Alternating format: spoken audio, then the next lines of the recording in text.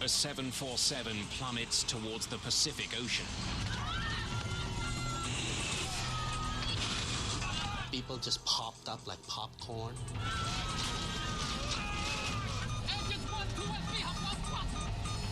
This airplane is totally out of control. It is going to crash. In 2 minutes, China Airlines Flight 006 drops 10 kilometers through the clouds. Airspeed 270, 280, 290. The plane begins to tear itself apart as it spirals towards the sea.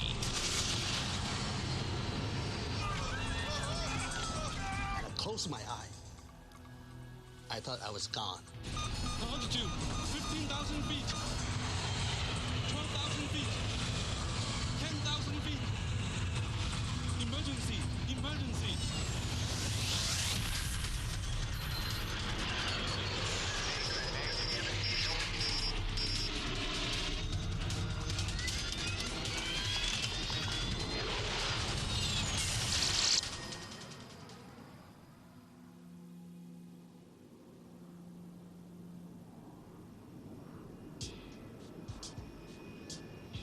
February the 19th, 1985.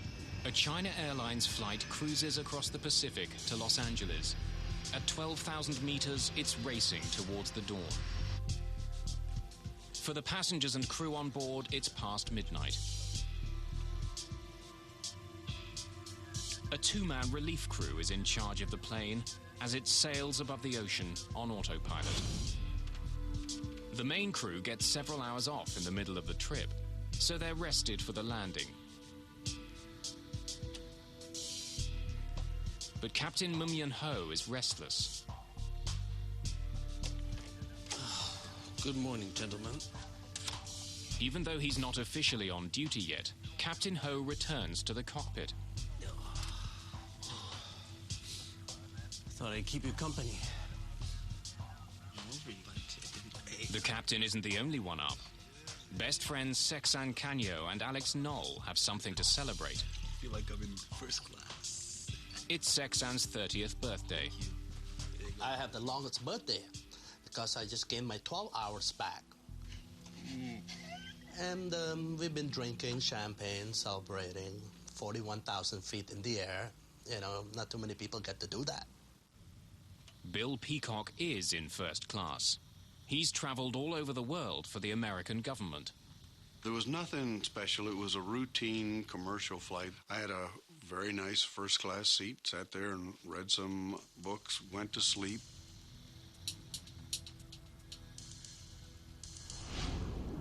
By now, the plane is nearing the coast of California.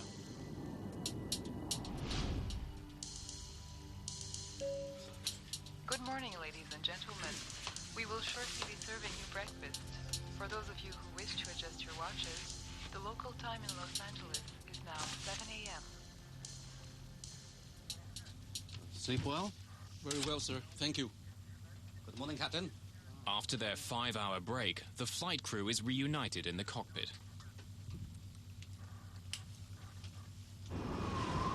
Soon after, the plane runs into some stiff winds. Ladies and gentlemen, this is your captain speaking. We're experiencing some light air turbulence. Please fasten your seatbelt. The autopilot is set to keep the plane flying at 470 kilometers an hour. But with the wind blowing hard, it's increasingly difficult to maintain the speed. For the crew, the bumpy ride suddenly gets more worrying. Engine 4 is giving us weak thrust. There's a problem with one of the engines. The flight engineer throttles up the engine, but it doesn't respond. We're losing speed. Back in economy, Sexan Canyo has also noticed something. You notice the light in that wing isn't flashing anymore. So what? I thought there was some light blinking at the tip of the wing. Looked like a cone. But when I look back this time, I didn't see no cone. Oh, the light in that wing's still flashing. I think you had a few, buddy. Have a seat. In the cockpit, the strange situation suddenly gets much worse. Engine 4 flamed out. The fourth engine stops working completely. Take a look at engine out procedures. Work out a 3-engine cruise altitude. Yes, The problem with the fourth engine isn't a complete surprise.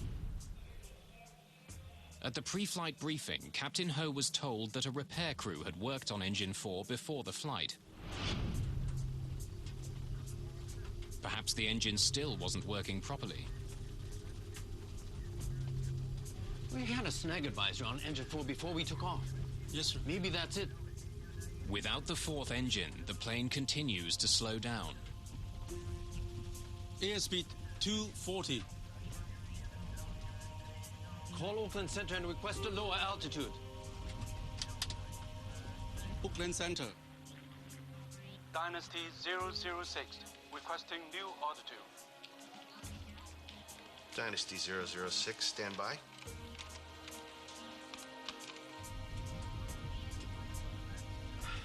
Reignite engine 4. Yes, Captain. At this altitude, there isn't much oxygen, so the chances of a successful relight are slim.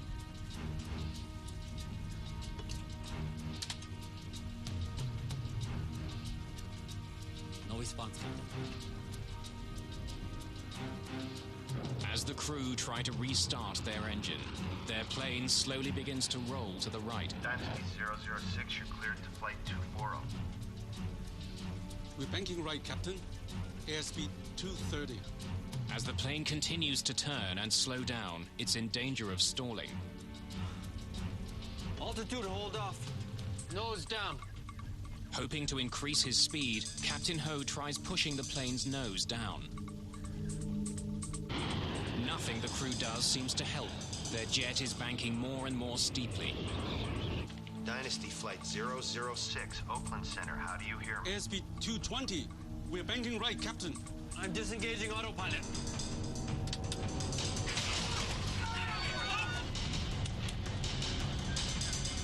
For the first time, Captain Ho takes manual control of the plane.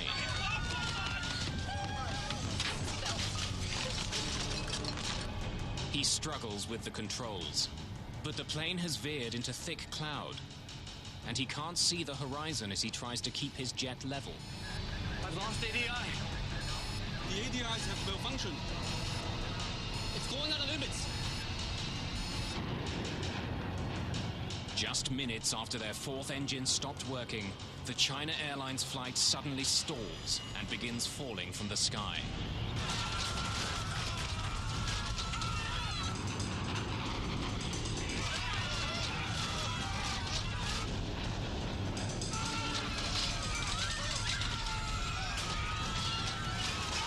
People just popped up like popcorn, hitting the cabin, and all the tray was flying.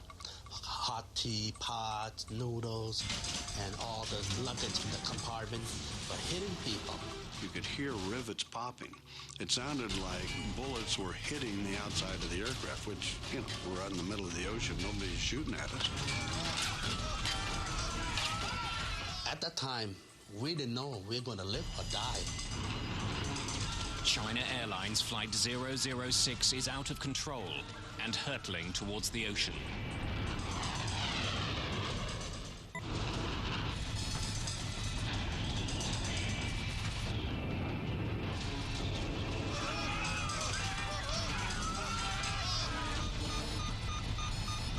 Dynasty 006, Oakland Center, how do you hear me? The crew are stunned, blindsided by their jet's bizarre behavior. Engine 1, 2, and 3 have lost thrust.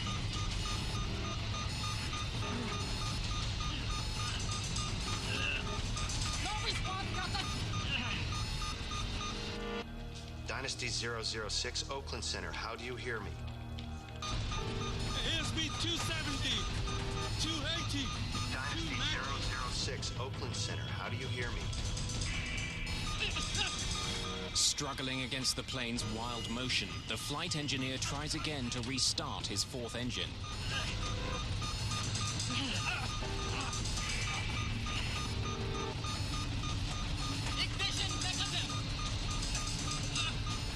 The The G-forces are so powerful that the flight engineer is pinned to the control pedestal. Dynasty 006, Oakland Center. Do you copy? We need to see this. In Oakland, air traffic control spots the plane's sudden descent. In a matter of seconds, the plane falls almost 3,000 meters. Up to 370, 360, 350. In the cabin, the G-forces are punishing.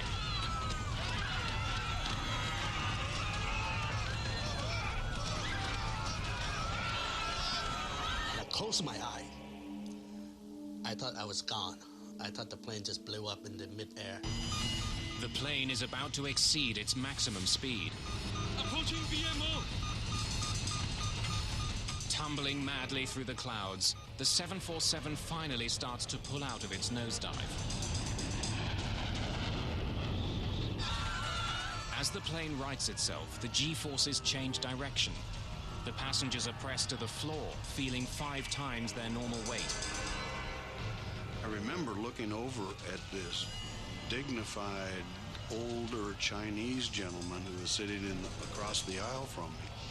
And his face was being contorted like this, like he was lying on his side in a wax museum in a fire. I mean, his face was just all contorted. As the crew struggles to regain control of the plane, it begins to slow down. Airspeed 180 knots and falling. Dynasty 006, Oakland Center. How do you read me? Airspeed 140 knots and falling.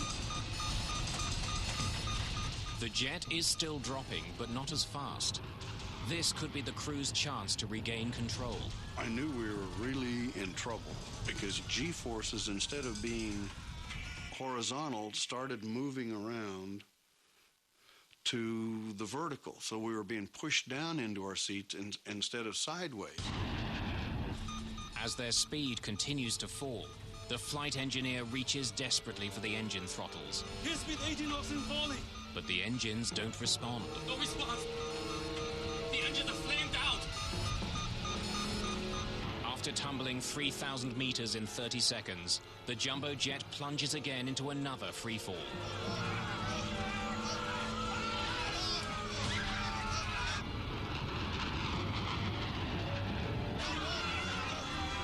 The change is swift. Once again, the passengers feel pulled towards the nose of the plane. You know, this airplane is totally out of control. It is going to crash. And stuff. We're sliding around and flying around and shoved to one side and then shoved to another side. So it was kind of like being on a boat that gear is broken loose and it's just going back and forth with the waves. Ugly.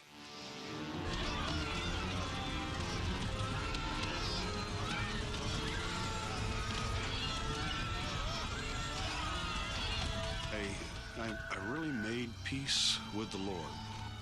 And I said, to myself, I said, I've really had a wonderful life. If this is the end, I'm ready to do it. Approach 250.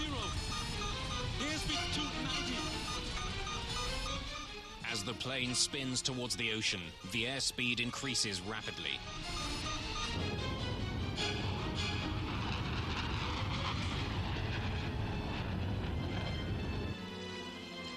Dynasty 006. With the crews struggling to control the plane, 6 separate calls from air traffic control go unanswered. The stress of the dive tears the landing gear doors off the plane. In less than a minute, the plane drops 6 kilometers. He said, I love you, man. I told him I love you, man. And we said goodbye to our wife. And he said something about his belonging. He gave all his belonging to his wife. And that's when we just start pushing our chair back together. Altitude 15,000 feet. With no visible horizon line, Captain Ho doesn't know which way is up. It has VMO. Without a reference, he can't stop the plane from spinning. Emergency. Emergency.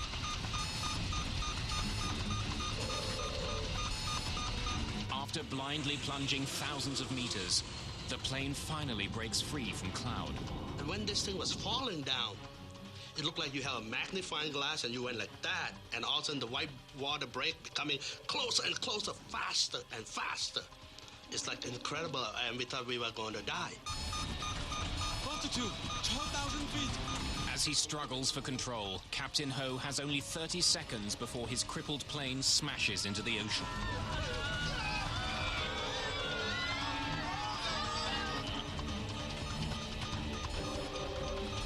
I can see the horizon. Altitude, 10,000 feet. For the first time since beginning his harrowing descent, the captain can now use the horizon line as a reference in leveling the plane. As he tries to pull the plane out of its dive, the passengers pay the price. Their bodies are forced into their seats, battered by another dramatic change in direction. You know, the G-force was so strong, and I weighed 200 pounds, so my weight was almost 1,200 pounds. It's a race against time, and the plane starts to win. ADI is coming back. As the plane finally begins to level, the attitude indicators return to normal. ADI is coming in. More importantly, as mysteriously as the incident began, 3 of the plane's engines regain power. Engines 1, 2, and 3 are coming back. Engine 4 still negative. Reignite engine 4. Yes, Captain.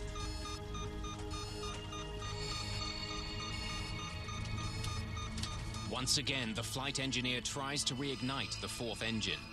But this time... Engine 4 reigniting. For the first time in minutes, the plane is flying under control. They saved the airplane. They pulled the airplane out of this acrobatic maneuver at an altitude of 9,500 feet. They popped out of the clouds at 11,000 feet, and they had the airplane in stable level flight by 9,500 feet. That was a masterpiece of flying. Ladies and gentlemen, this is the captain speaking. Is anyone hurt? Do we have a doctor on board?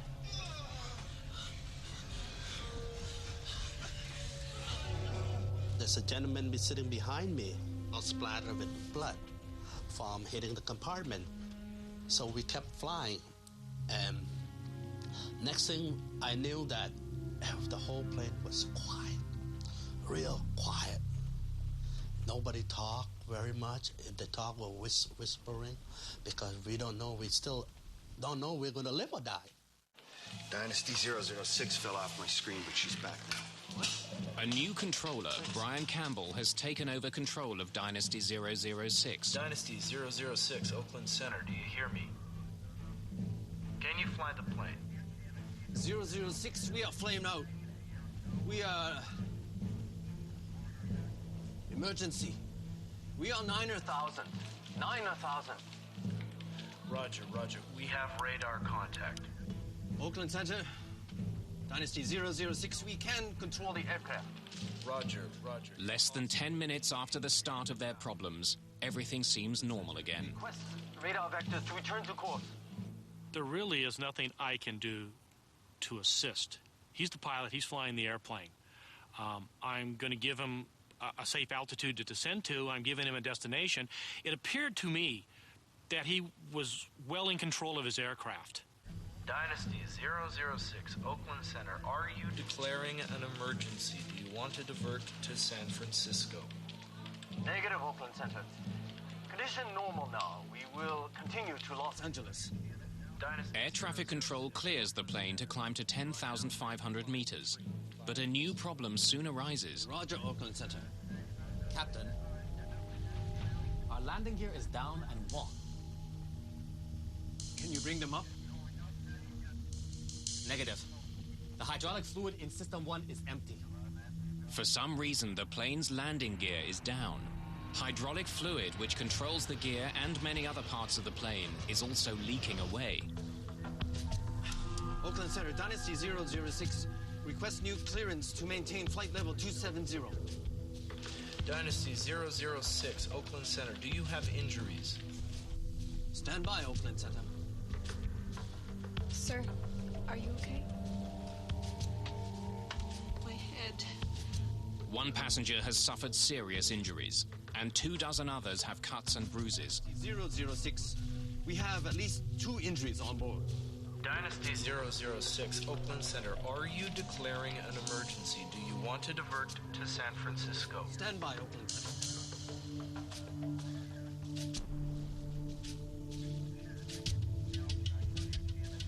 Oakland Center, Dynasty 006. We're declaring an emergency.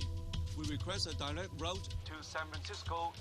Well, they cleared all the other airplanes out of the way.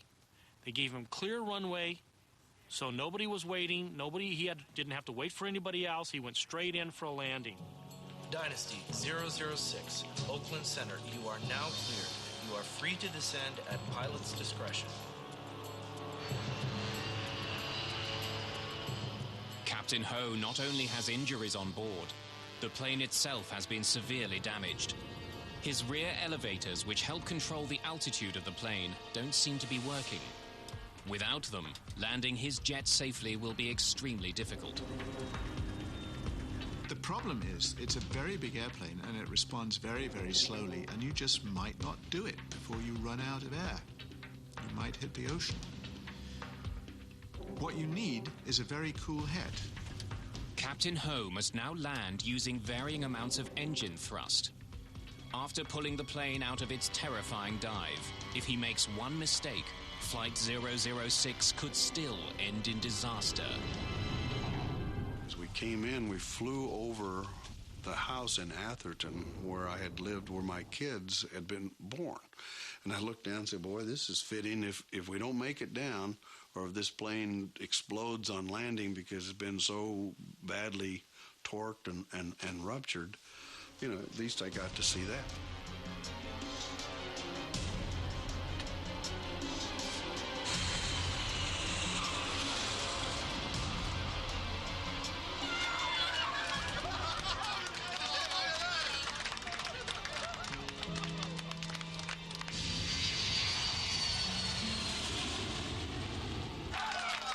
He made one of the best landings I've ever seen. I mean, it was just perfect touchdown. Ladies and gentlemen, this is Captain Ho speaking. Wishing you a safe journey.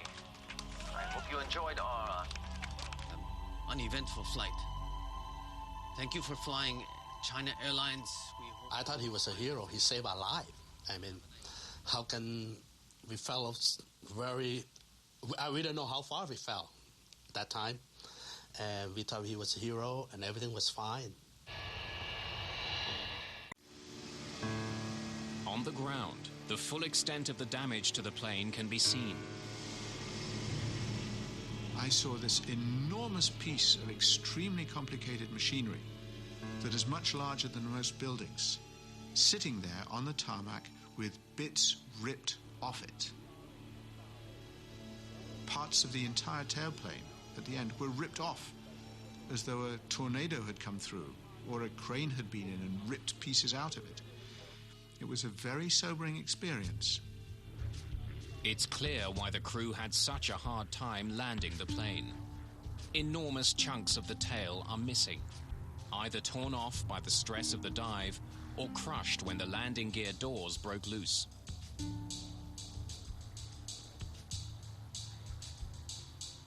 If the damage had been much more severe, the crew wouldn't have been able to regain control of their jet. 24 passengers have minor injuries. Only one requires hospitalization, but is soon released.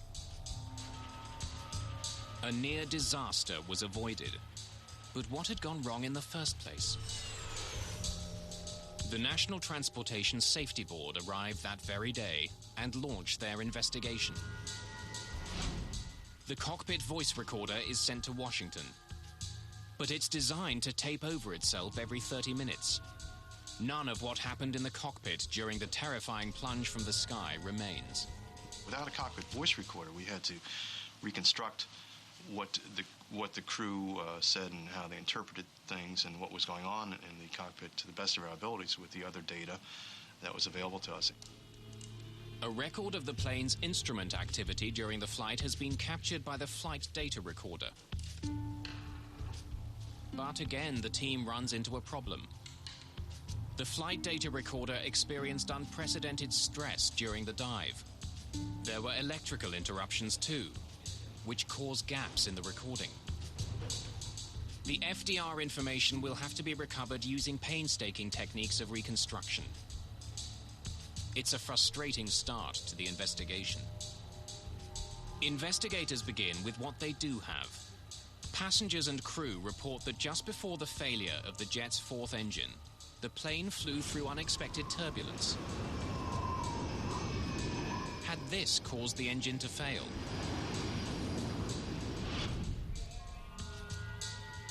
Satellite weather maps revealed that there was indeed heavy air turbulence over the Pacific. But it wasn't severe enough to cause engine failure. The jet's 4 engines are tested and studied. Even after the horrific dive through the sky, they're found to be in working order. However, given the previous history of problems with Engine 4, it receives particular scrutiny. They had an anomaly with one of the engines. They believed that the engine had flamed out or that there was something seriously wrong with the engine. The wear on a small throttle valve trimmer is measured.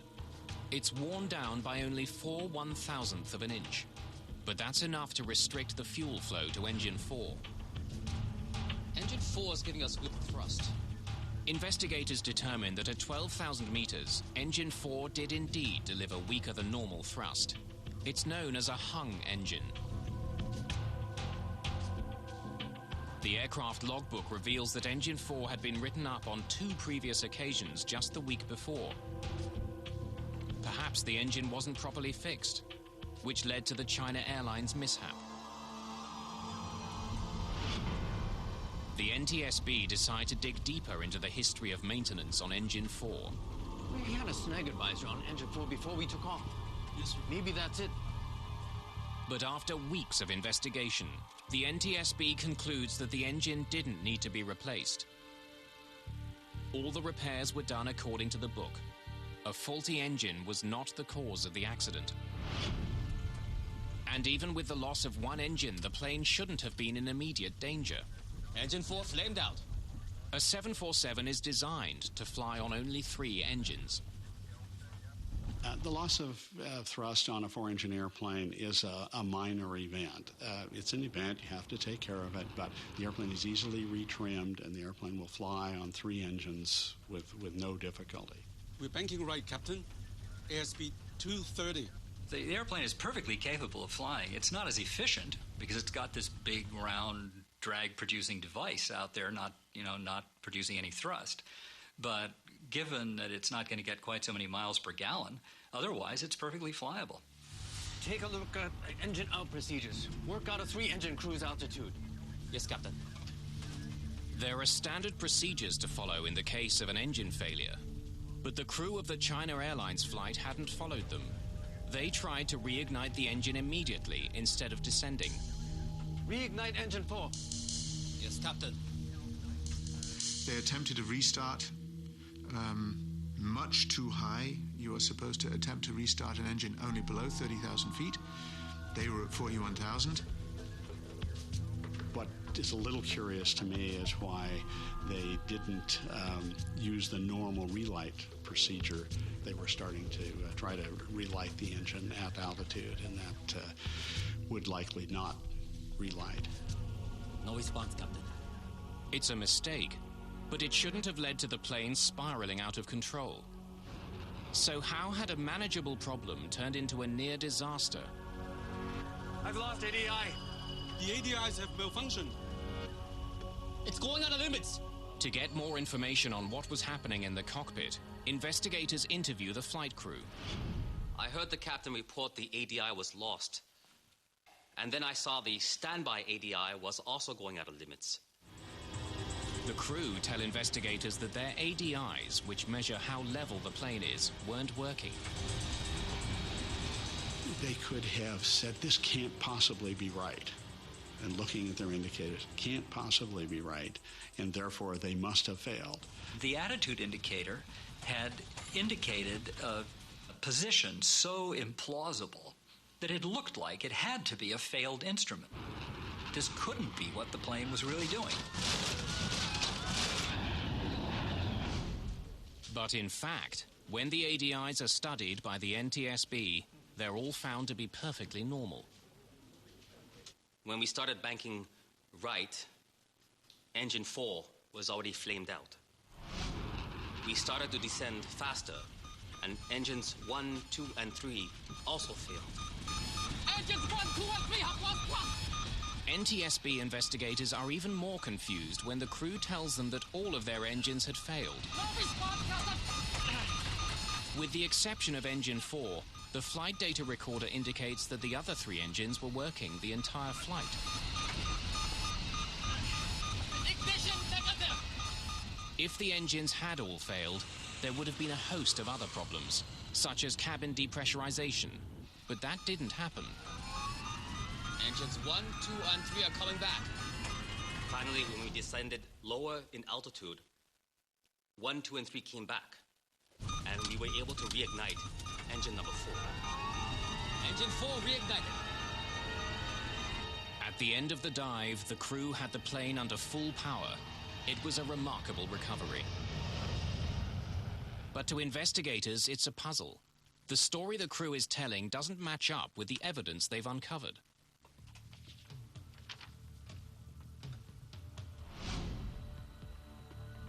After months of investigation, the NTSB team slowly pieced together a reenactment of the plane's near catastrophe over the Pacific. It includes information from the reconstructed flight recorder, personal interviews, and the air traffic control transcript. When the work is complete, there's only one conclusion. Apart from a problem with a small valve, there was nothing wrong with the 747 before it plunged from the sky. In fact, it was the crew that made a series of fateful decisions that almost crashed the plane.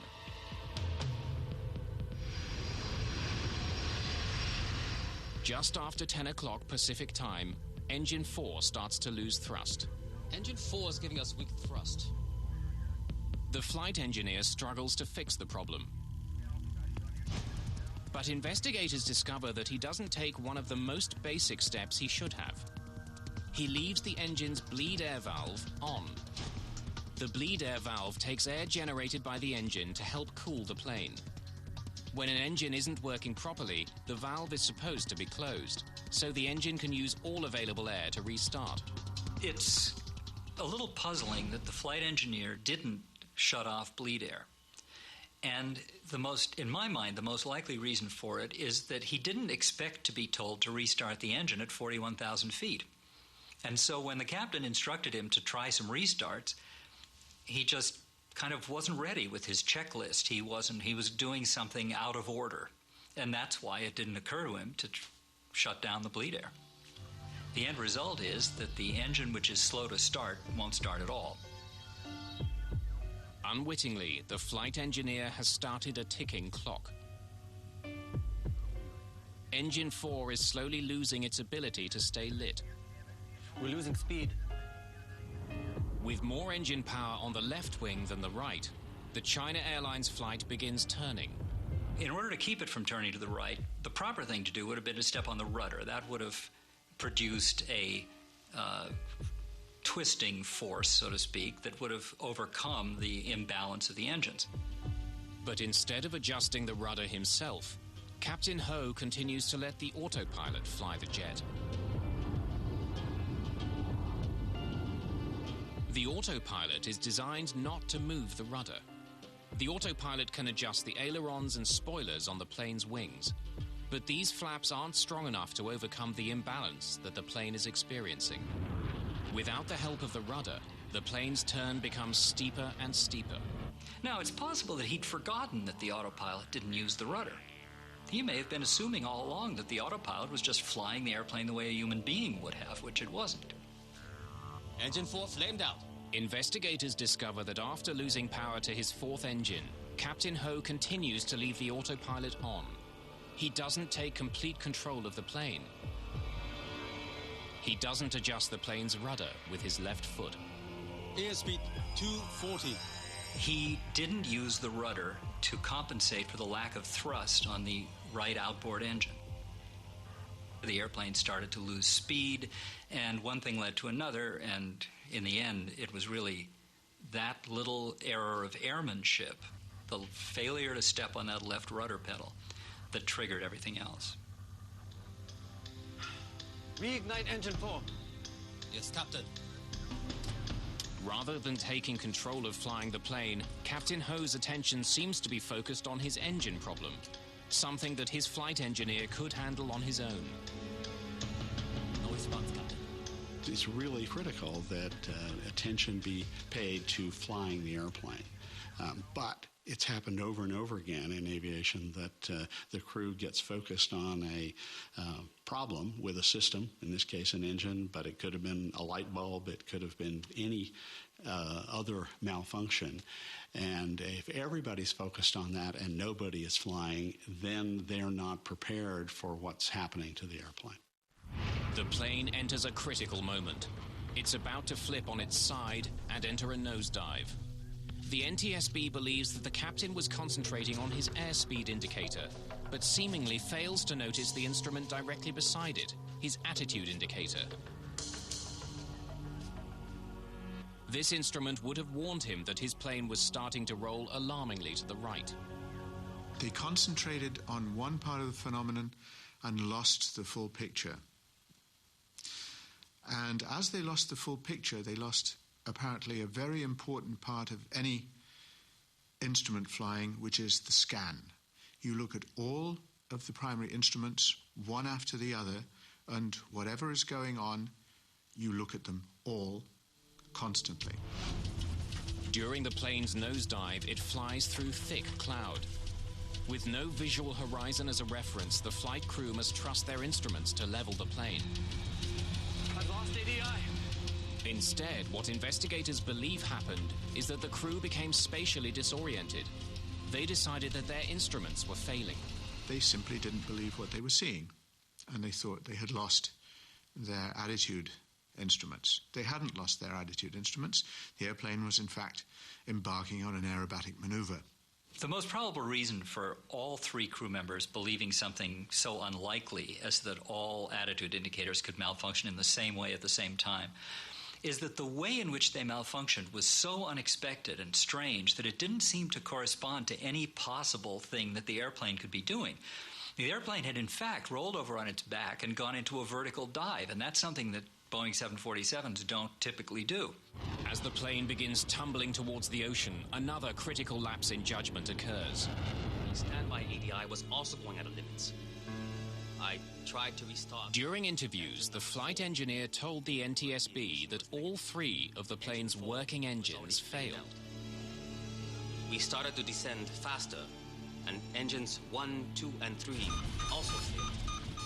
But the flight data recorder shows that, in fact, they were still working.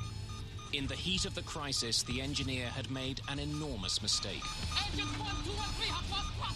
The investigation reveals that as the plane fell, the thrust in each engine was indeed reduced dramatically. But the cause wasn't engine trouble. The engine throttles had been lowered to idle in an attempt to slow the furious fall of the jet. It was something the engineer missed in the chaos of the dive. You can understand why the flight engineer might have been confused about this situation if he had not seen the captain pull the power to idle on the engines. He would reasonably assume that the fact that they went to idle was a problem rather than intentional. Investigators also believe that they know why the engines didn't give the crew more power when the engineer tried to throttle them up.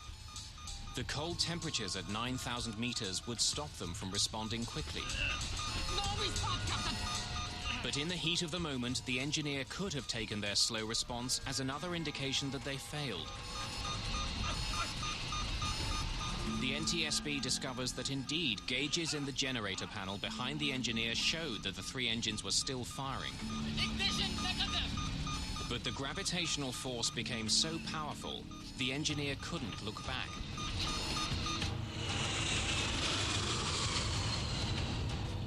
After months of painstaking recreation, the NTSB investigators believe they understand what happened inside the cockpit of China Airlines Flight 006. But what they don't understand is why. The crew's medical records are examined. Was there something wrong with the captain that might explain the bizarre behavior? Nothing turns up. You know, that wasn't just the Three Stooges who, won a trip on a 747 or something. It was a trained crew, highly experienced, thousands of hours. How could an experienced crew make so many fundamental mistakes? The investigators find the answers in the hours before the incident. What they uncover is a potential danger that affects pilots around the world.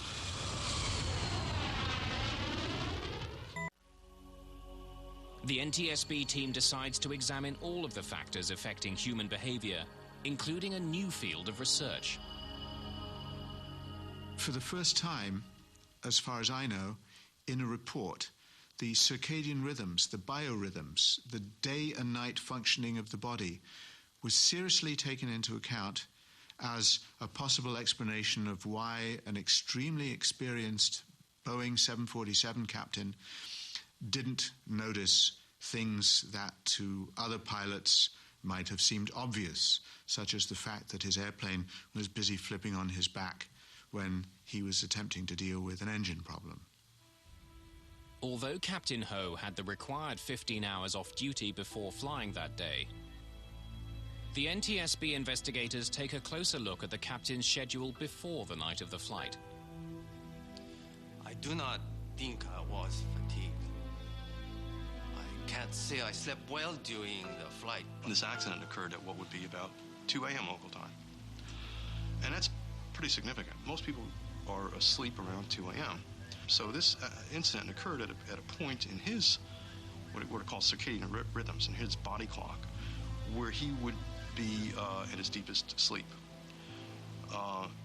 I remember also that he had gone back there was a crew rest area on the 747, and he said he'd rested for 5 hours and slept for 2. But another thing I remember from his interview is he said, you never really sleep well on the airplane.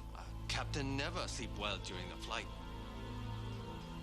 I worked many years for this airline, but I never had this problem before. That seemed like a very true statement. It's hard to get a really solid sleep on the airplane, particularly if you're the person in command, as he was. So, putting it all together, we saw this was an experienced crew, a qualified crew, and they were flying on a schedule that would make them susceptible to some of the negative or adverse effects of fatigue. During 6 flights in the previous 6 days, Captain Ho had covered a total of 18 time zones. Thought I'd keep you company. The NTSB research suggests that desynchronisis, or jet lag, may have been a cause. And I think all these factors certainly would have contributed to his being performing at less than his full potential at the time. Investigators also take a closer look at the very machinery that is supposed to make long-distance flying easier. Take a look at engine out procedures. Work out a 3-engine cruise altitude. Yes, Captain. We have people in the front of airplanes because we believe that in circumstances which nobody has foreseen, the human being in the front of the airplane can react creatively, can solve a problem that nobody has thought about before in real time. And automation can't solve problems that nobody has thought about before in real time in quite the same way. The NTSB concludes that possibly fatigued from air travel and bored by the monotony of his tasks, We're banking right, Captain. I'm disengaging autopilot. the captain relied on his autopilot for too long. When he should have taken direct control, he hesitated, trusting his systems. That is obviously a failure. The crew didn't behave as they should have behaved. Pilot error. As a result of the China Airlines near mishap and other incidents around the same time, aircraft manufacturers began to rethink the design of their automated systems. the idea of the automation is that it's going to help the human do the human's job. It's going to help the human take the airplane from the gate to the gate at the other end, and it's going to help along the way. Boeing makes use of this particular incident to say we still want the crew to have full authority so that they can move the controls as far as it's physically possible to move them and to manage the airplane, even if it may bend the airplane. It is better to do that than to restrict the pilot's authority and then have him guess whether or not he's in charge or the computer's in charge. Whatever mistakes the flight crew made that day, they did succeed in their ultimate task. They flew the airplane well. They did an excellent job with the approach afterward. They were careful with the airplane. They knew the airplane had been damaged. They didn't know the severity of it. They were gentle with the maneuvering and yet tested enough to make sure that they wouldn't get themselves in further trouble as they made the approach to landing. The one big thing they did right, and one only ever needs to do one big thing, is they saved the airplane. And in principle, that's all you ever need to do right when something happens to your airplane. You need to save the airplane and you need to save the passengers, and that's what they did.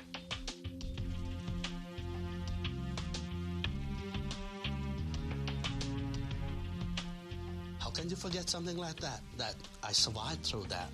So it's hard for me to forget that I was lucky and it wasn't my time yet. The pilot saved our lives. He got us into it, but he got us out of it.